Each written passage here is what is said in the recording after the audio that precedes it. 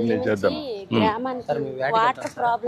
వేటకి వెళ్ళేటప్పుడు ఆ వేటని చేపలు స్టాక్ లేకపోవడం వల్ల ఏంటంటే కొన్ని చేపలు పాడైపోతాయి సార్. ఆ చేపల్ని కొనుక్కుంటారు సార్. కొనుక్కొని కొనుక్కుంటారా?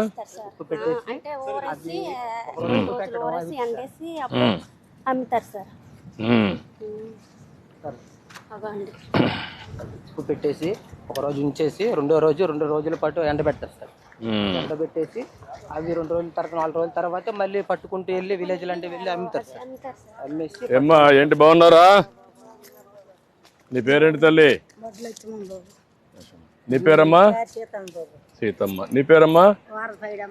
పేరమ్మ. ముగ్గురు కలిసి చేస్తున్నారా? ఒక్కొక్కరు ఇది ఎవరిది? ఇది లేవు, ముగ్గురు కలిసి కొనుక్కున్నారు. ఇప్పుడు ఎంత అమ్మా ఇవి అన్ని ఎంత కొన్నారు? 10,000 అయిందా? ఇప్పుడు ఈ చేపలన్నీ ఎట్లా చేస్తారమ్మా? ఇది ప్రాసెస్ ఇది ఎట్లా చేస్తారు? మొదటిగా కట్ చేస్తారు. దీంట్లో ఏమన్నా క్లీన్ చేస్తారా? ఇవన్నీ కూడా తీసేస్తారు. అది చేస్తారు. అది తీసేసి దీనికి ఏం చేస్తారు? మళ్ళా ఉప్పేస్తారు.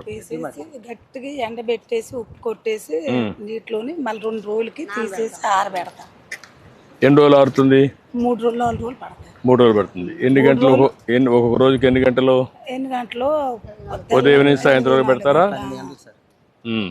అది బాగా ఎండిన తర్వాత తీసుకెళ్ళి పట్టుకెళ్ళి పల్లె వెళ్ళిపోతాం.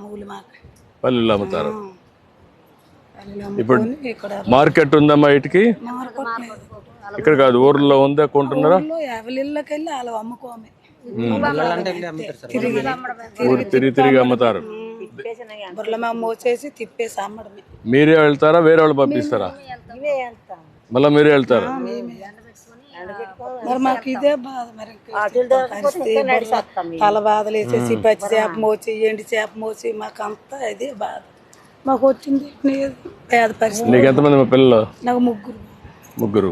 వాళ్ళు ఏం చేస్తారు? 2 ఆడలు 7 సీరియల్ చదివినేది చదివినేది. నీకమ్మా? వాళ్ళు ఏం చేస్తారమ్మా? చచ్చిపోయాడు బాబు అన్నాడు. ఏటకి వెళ్తాడు, ఈరవాళ్ళు వెళ్తాడు,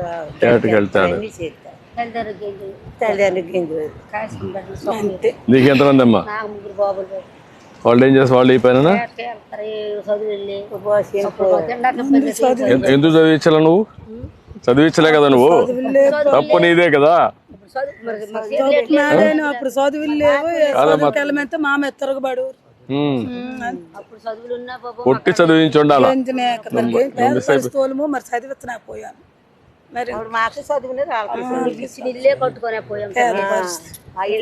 ఉంటాయమ్మా పరిస్థితులు, ఉంటాయి. పరిస్థితుల నుంచే బయటకు రావాలి. ఇల్లు కట్టిద్దామా అవన్నీ చేద్దాం కానీ మీలో కూడా అందుకే నేను వచ్చింది. ఎందుకంటే అందరినీ చూసి ఏం జరుగుతా ఉంది, ఎట్లుంది, మీ పరిస్థితులు ఏంటి, ఏం చేస్తే బాగుపడతారు అవన్నీ మాట్లాడడానికే వచ్చాను.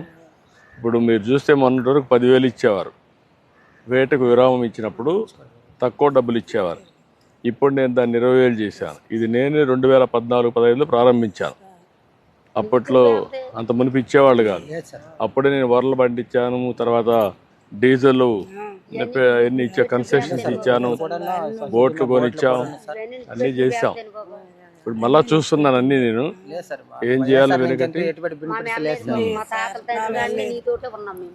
నాకు తెలుసమ్మా. తెలుగుదేశం అంటే మీరు ఎప్పటి నుంచో ఉన్నారు. తెలుగుదేశంకే ఉన్నారు. నాకు ఉంది. చేద్దామా. ఇప్పుడు ఈ ప్రభుత్వం మీ ప్రభుత్వం ఇది. అన్ని విషయాల్లో నేను శ్రద్ధ పెడతాను. నేను అక్కడి నుంచి రిలీజ్ చేయొచ్చు బటన్ నొక్కి కాదు. మిమ్మల్ని చూడాలి, మీ పరిస్థితులని అర్థం చేసుకోవాలి, ప్రభుత్వ యంత్రాంగాన్ని సిద్ధం చేయాలి, ఎట్లా మీ ఆదాయం పెంచాలి, ఏ విధంగా మీ జీవనోపాధి పెంచాలనో ఆలోచిస్తున్నా. చేద్దాం. ఇంకేం తల్లి? ఇంకేంటి? ఇల్లు కట్టిద్దామా? ఇల్లు కట్టిస్తాం.